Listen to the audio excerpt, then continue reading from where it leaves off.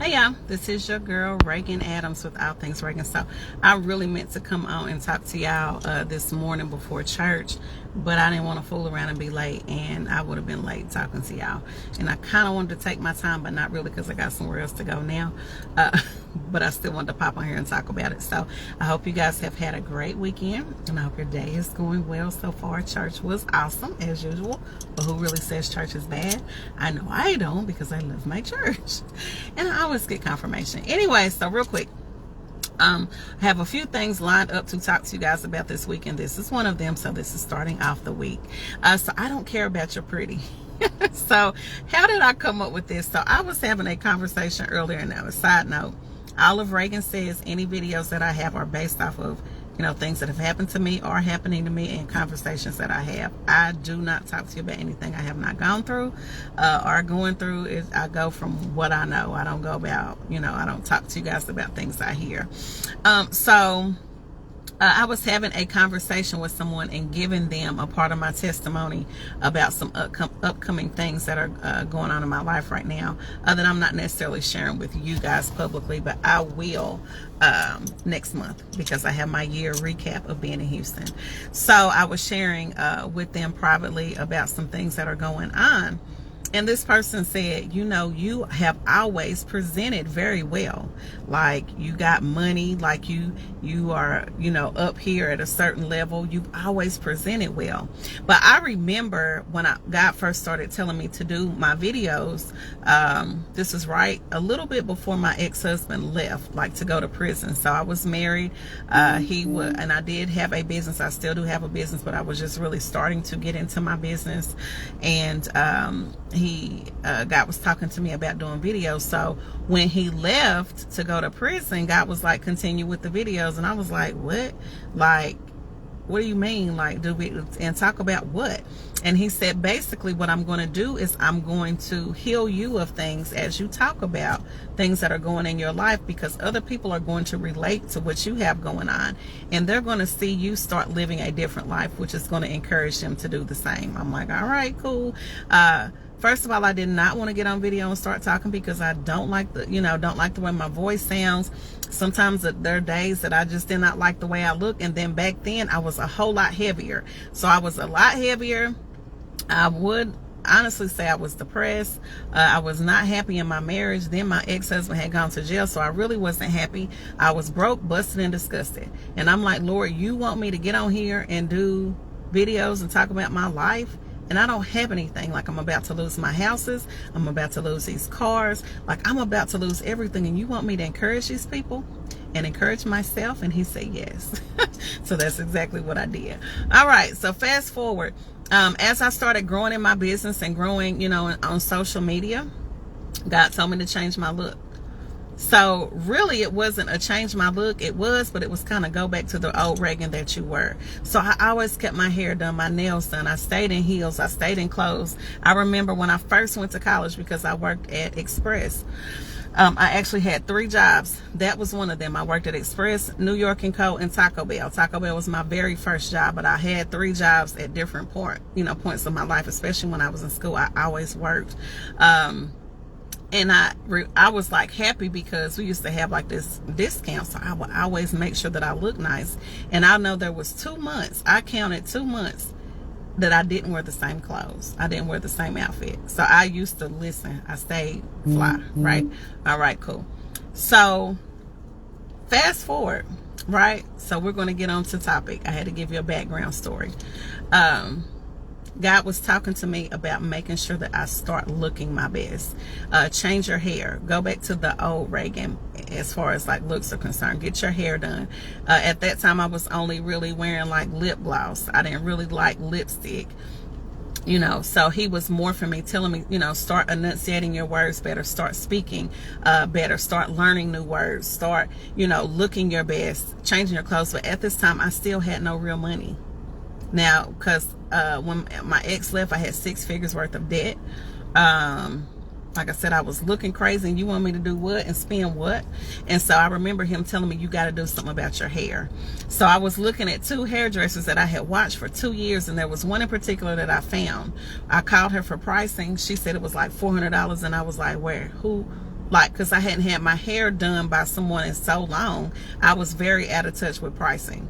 So I was like, who's paying what? This is what hair costs nowadays, you know? And so we were kind of connected. So she, on social media, so she knew, she said, you know what? I know what you're trying to do. Let's make payments.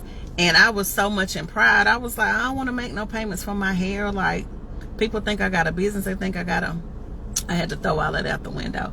So I made the payment plan for my hair, and listen to me. I did. God said, okay, make sure you look nice. Got your lipstick on, got your hair done, you look nice. Go on live and talk about your hairdresser. And listen, I remember I was sitting in the parking lot and going to Indiana to go visit my mother-in-law at the time, and Kenny was inside I think we were at White Castle, matter of fact. No, she was in the car eating because we just left White Castle. So God said, go on and do a video. So I did a video. Listen to me, my viewership that day went up over 200% just because of how I looked. They didn't know what I was talking about, but all I kept hearing is, oh my gosh, you look so nice. Oh my gosh, your hair looks nice. Oh my gosh, you look pretty. Blah, blah. But they didn't know what I was saying, right? Okay, so hold on to that. All right, so fast forward to the conversation that I had this past week. This person I was telling my testimony to, they were like, man, you know, you always present well. You always look like you got something about yourself, and this is that. But let me tell you something. Looks are deceiving, because I know there have been times where I looked the part, but I didn't have any money in the bank. There have been times where I looked the part and I about lost it all, right? And a lot of people walk through life like that. So when somebody is like, oh my gosh, she's so pretty, he's so handsome, I don't care anything about that. What is your fruit? What are you talking about? Who are you helping? Right? Right. And so I just wanted to encourage you today. Pretty girls still have problems. I said that I was going to do a video on that. I remember talking to my sister. I'm adopted. I do have two sisters under me. And the sister under me, Shafan, and I had a conversation a few years ago about how she's the pretty girl, and she is. She's light skinned, you know, the typical pretty girl. She's light skinned, you know, really, you know, pretty. Light eyes, you know, slim, got the leg. Like, we all got the legs though, side note. The legs and the eyes, like she's the total package. But she had it hard because people were mean to her. Right? And then she's got our younger sister, Brandy, which she's also pretty, but Brandy had to be, you know, she's the little sister. So, you know, Shafan not only had to, you know, help fight Brandy's battles in certain areas, make sure nobody picking on her or saying nothing to her, but she got to fight her own. Right? And so pretty girls still have problems. Right? And my sister under me is one of the toughest women I know. Y'all think I'm tough. Listen to me. My sister Shafan is a tough woman. She's tough. It's just like, girl, like, do you ever cry? I always ask people that. Do you cry? Do you cry? They think it's funny, but I'm serious. Like, do you take time to stop and do stuff? So pretty girls still have problems. Pretty people have problems. And a lot of the time we get dressed up in the pretty and wanting to look perfect for people that we forget who we are. Matter of fact, some of us don't even know who we are. And those are the people that it's hard for me to relate to. Now, yes, look your best. Look as good as you can. I'm not saying that. What I'm saying is let that inside match your outside. Let that inside match your outside, right? And make sure that you are giving people fruit. Because let me tell you what people aren't. Especially if you outside of the church. People know when you fake and phony. Let me be very clear about that. Let me be very clear about that. People know when you are fake and phony. And so I just wanted to encourage you today. Make sure that you're doing a self-check about who you are. I know in church today he was talking about, and I meant to post about it, but it was so good, how people will try to talk to you and walk into something and teach on something that they don't even have a clue about or have dealt with in their life. That's why when I coach, I only coach about stuff I know about. I coach about divorce. I coach about going from, you know, looking hopeless and depressed to trying to live my best life on a day-to-day basis. Is it perfect? No. I can teach you how to live on a budget because I know about that. I've lost it all. I've lost it all and got it back, lost it all and got it back a few times, right?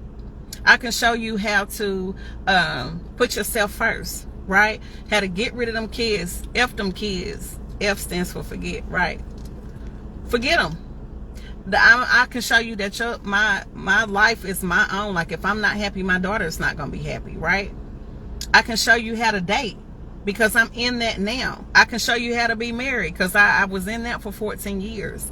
I can show you that my dating experiences have been, you know, different. I talked about that in Dating is Dead today. Like, me dating now is me actually learning about what I said I want as opposed to what I really want, and am I ready for what I asked for. And a lot of people do that. So dating is not just about learning the other person, it's about learning who you are too. And I'm learning a lot. I'm learning that I might have been wrong. You know what I'm saying? And the standard of dating is different for everybody, but what lens are we looking out of? You know what I'm saying? So I don't want to be just another pretty face to you. I want to have some substance when I come and talk to you. I want my inside to match my outside, right? And I have, like, I'm not perfect. I talk about this all the time. I'm not perfect. And a lot of people, their perception of me is she's perfect. And so when I foul her, if I say something or if I do something wrong, it's like, well, Reagan, you always feel like, because my ex-husband used to do it to me all the time. He used to call me Miss Perfect. You just know everything. You just know everything. And I was like, I don't know everything. Now, I like to try to know a little bit about everything. I do. But I don't. But I'm a listener. And I like to listen to what you're saying, and I like to comprehend what you're saying. And I also have to know that we're different. Everybody's different. Everybody learns differently. Everybody does things on a different scale. So you have to be able to listen. You have to be able to learn, you know, people, right? But it's not always about what we look like. It's not always that. Like, I even go through that with dating.